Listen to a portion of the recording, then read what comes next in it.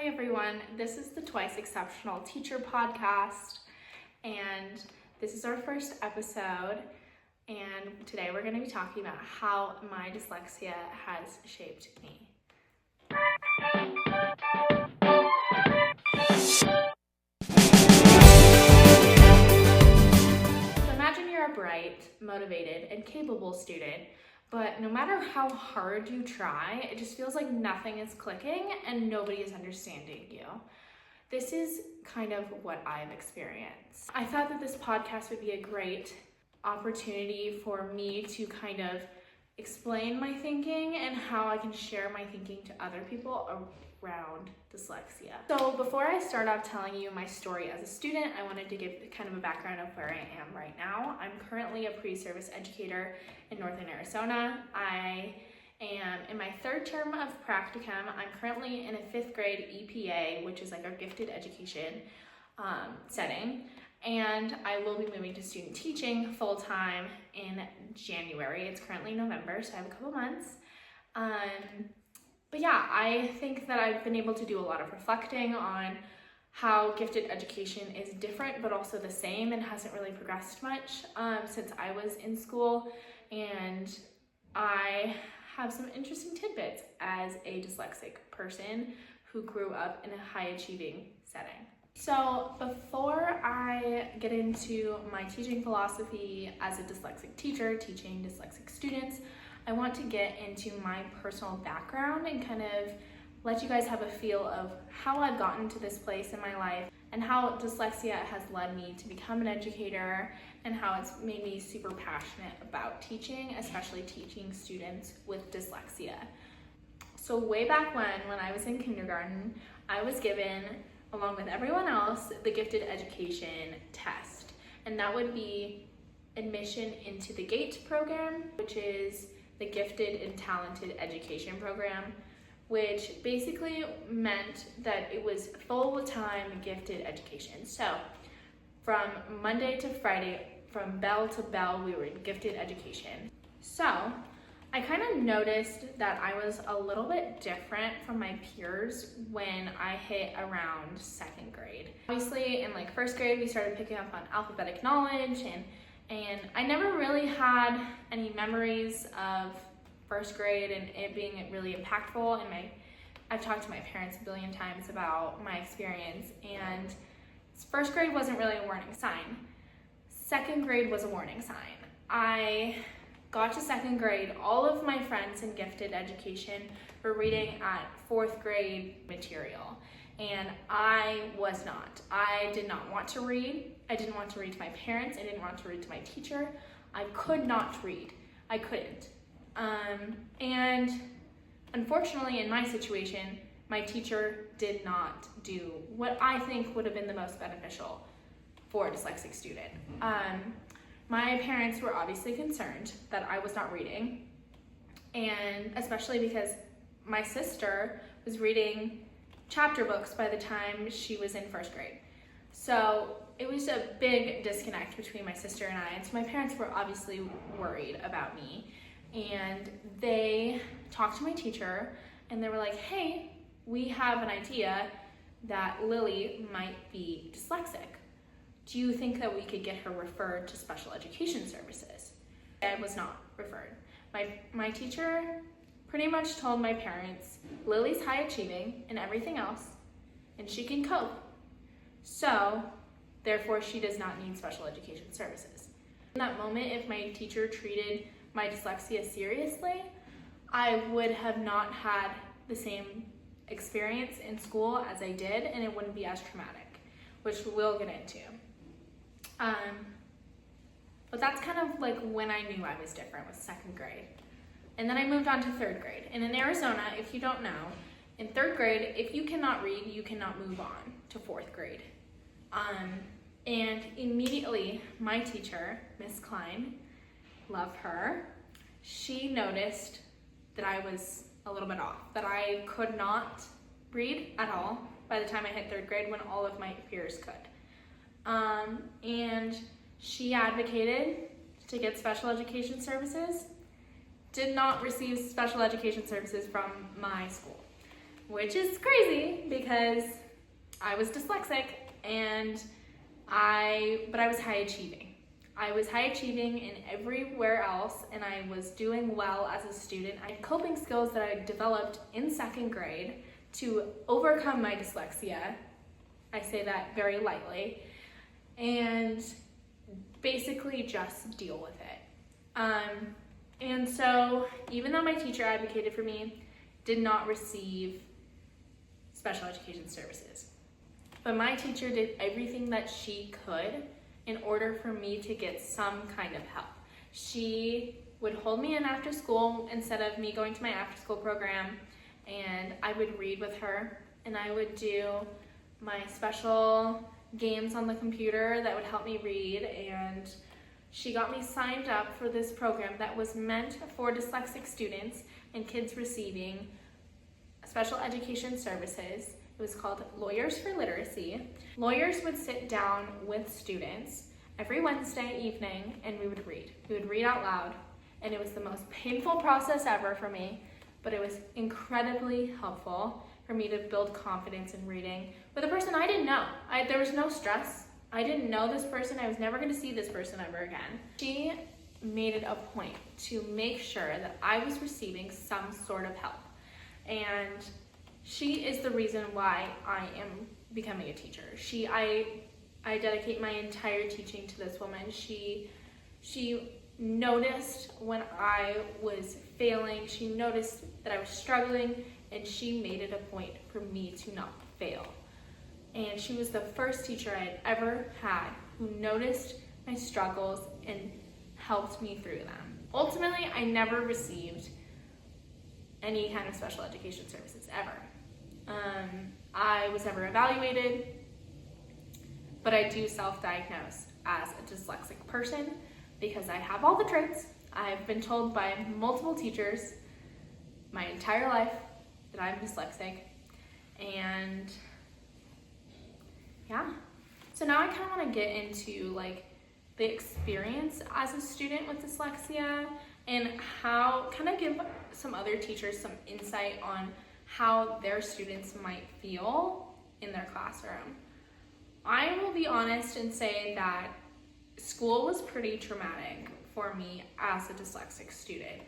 I experienced a lot of imposter syndrome. I still experience it to this day, that I don't deserve to feel smart because I am different and I read different and I learn differently, and I wasn't as good as other people in my class, and that has caused immense trauma throughout my entire life. I know I'm smart, but I feel like I have to, in every setting that I'm in, I have to prove that I'm smart enough, that I'm good enough to be here, that I'm smarter than people think that I am. I have to make people know that, which I think is very unhealthy, but it was created by this idea that I'm not good enough because I was told by my peers that I wasn't good enough. I was bullied so horribly in like second and third grade because I couldn't read.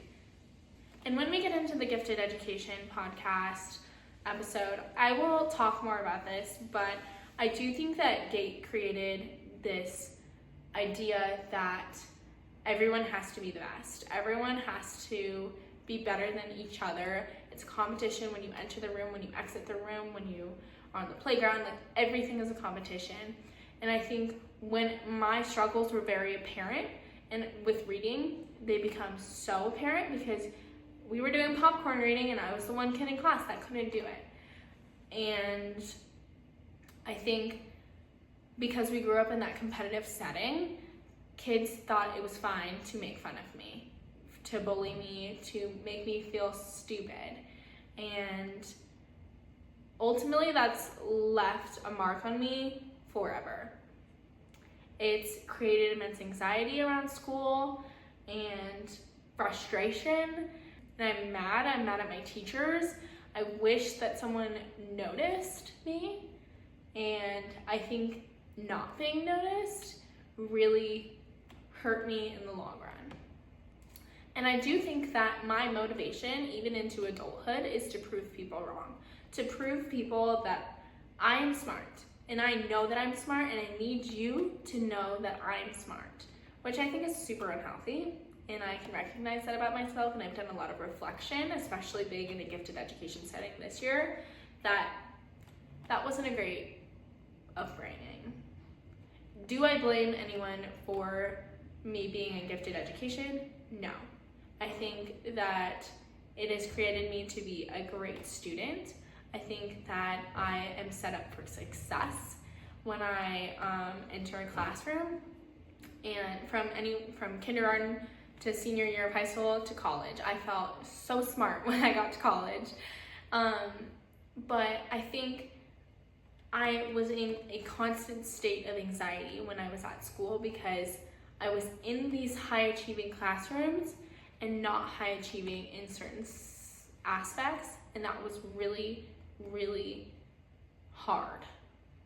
So what has the student to teacher process been for me? So I believe that I would not have become a teacher if it wasn't for my third grade teacher, right? If it wasn't for her and her amazing care and love for education and for her students, that I wouldn't be a teacher. I think also that my dyslexia has built a lot of motivation for me to become a good teacher and show my students care. I also think that I never want my future students to feel the way that I did in my classroom. I don't want them to ever enter my classroom and feel anxiety about being there, about being bullied, about not feeling adequate.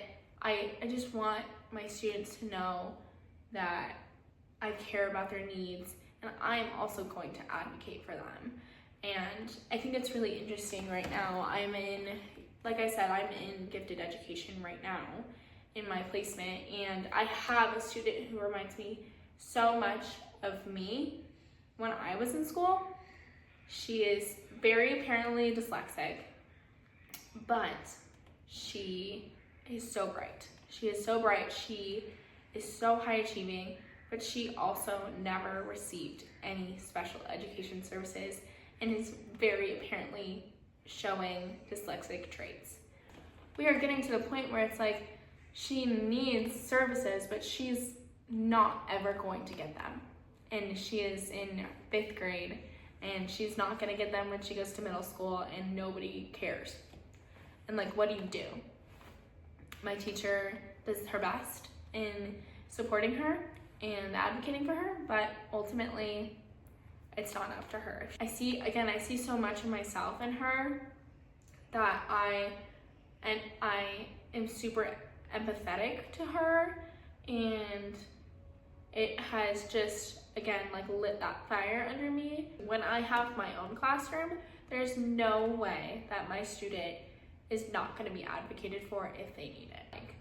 So for me, my dyslexia is more of like, I can read out a paragraph to my students. I better have read that in my head before I read it out loud, because there's little chance that I actually know what I just read. So I can read it and I'm getting through it, but I'm not actually reading it. I'm simply just saying the words on the paper. I'm not actually understanding what it means. So there's that disconnect for me. And ultimately, dyslexia is going to show in different ways for different students. I've honestly kind of trauma blocked how I felt as a child learning how to read. But from what I remember, like, my parents will tell you this, like, I could not spell. I really could not spell. It didn't make sense to me. Sounds didn't make sense to me. Putting letters together did not make sense. And my parents would, drama story, my parents would print out these big letters in Arial font and cut them out and make me spell words on the ground, and every night. And it was the most horrible, traumatic thing ever. They were just doing their best. But it was, I could not pass spelling tests. Spelling tests were the biggest level of anxiety for me. I remember going to school having the most horrible stomach aches because I was so anxious about doing my spelling test. But ultimately, I would say the biggest impact of my dyslexia has been the mental side of it. Just not feeling like I'm good enough and my confidence has really been shot my entire life because of having dyslexia, and I feel like that's a pretty common occurrence for a lot of people. But I think as educators, it's important to know that every student is going to be different. Just as every typical student is different, every dyslexic student is going to be different, perceive life differently, and experience different things. So my student in 5th grade may not feel any sort of anxiety about being at school. And I really hope that's how it is. But the next student in the other room with dyslexia might feel completely different. And ultimately, through being in gifted education, I felt like I've already seen kids with the same experience as me, which is breaking my heart. So basically what I want to get out of this podcast today is just, I want you as an educator to reflect on my story and kind of see what you would do differently if you had a student like me. And I want you to understand how dyslexia impacts students. I'm not a school psychologist. I cannot educate you guys on the science behind dyslexia or X, Y, and Z, the causes, anything. I just want you to know the personal experience of dyslexia. But ultimately, I want you guys to know that knowing what dyslexia is not knowing what it feels like. And I feel like we can do a million simulators and try to figure out what dyslexia feels like, but if you've never experienced it, you're never going to know how it feels, and you're never gonna know how your students feel. So I think you need to go into situations like teaching with an open mind and a warm heart, and really dig deep on how can I support my students. So as you guys know, I'm in my 3rd term of practicum right now, and in practicum we have our cohorts, and I gave a little Q&A to my peers in my cohort, and I wanted to share a couple of these questions and my responses to these questions. So I really love this question. Should dyslexic students heavily rely on assistive technology?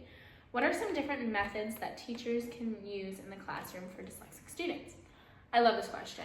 I think way back when I was in school, I say way back like I'm not 21, we didn't have like iPads or any like real technology in our classroom other than one computer and our teacher's computer. We shouldn't rely on assistive technology, in my opinion, to help students with dyslexia.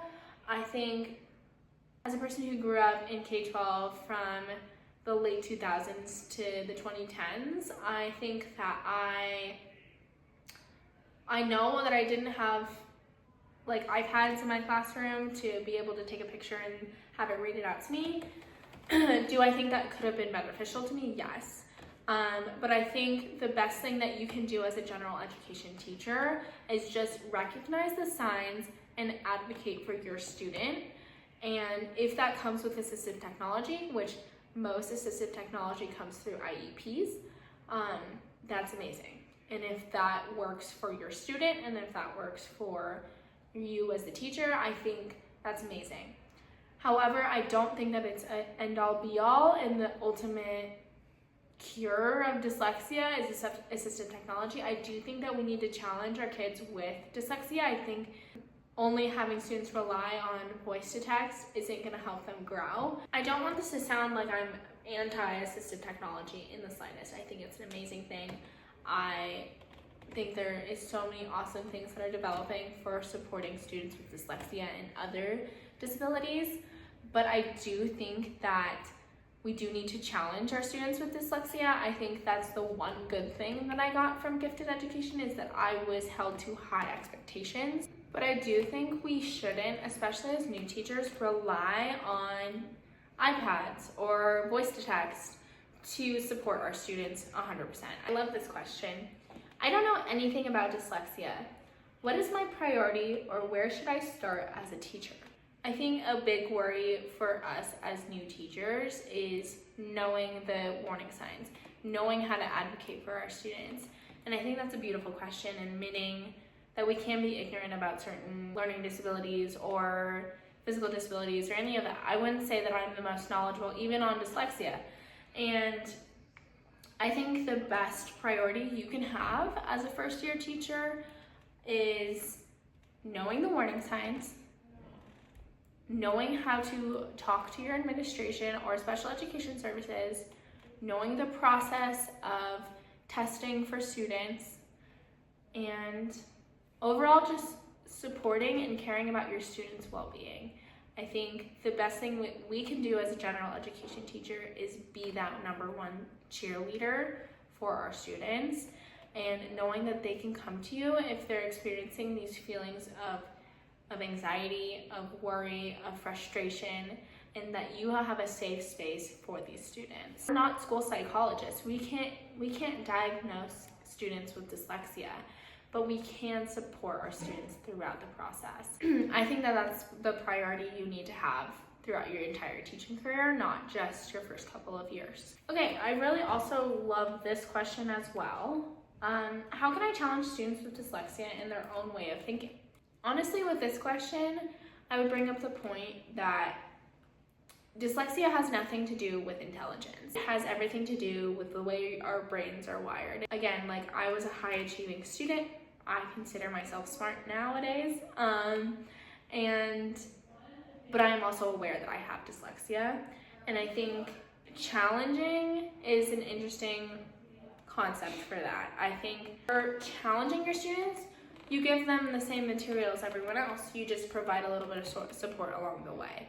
It's not modification, depending on severity, of course, and it's all very situation based. But it's really, instead of like dumbing down, I hate to say that, but dumbing down the work, instead of doing that, you're giving them the same work, but you're just providing support to get along the way. It is not really, you're not changing anything for them, really. You're not modifying anything. And you shouldn't be if they don't have an IEP. And that specifically says that you need modifications. So let's kind of wrap this up with the term twice exceptional. If I'm gonna be honest, as a twice exceptional person, I hate that term. I think it's so stupid. I think it negates the experience of students with dyslexia. I think it kind of gives dyslexia, the feeling of dyslexia and gifted education, like as a cute little saying, but it's not cute, it's not fun. And I think I use the term ironically, basically. And you'll get to know that more throughout other episodes, but the term twice exceptional is not appropriate. So yeah. So on that note, this has been the Twice Exceptional Teacher Podcast. I really hope that you guys take this knowledge that I've given you in my story and kind of reflect on your own teaching and see if there's any gaps, honestly, and doing some reflective teaching and reflective practices on what you've experienced in the classroom and what could be improved. I'm really excited to talk about our next episode, which is about gifted education and kind of the flaws and benefits of gifted education as a dyslexic person who went through that program. And yeah, I'm really happy that you guys are here and listen to my podcast. I encourage you to share with your teacher friends. And yeah, I'm really happy you're here. Thank you.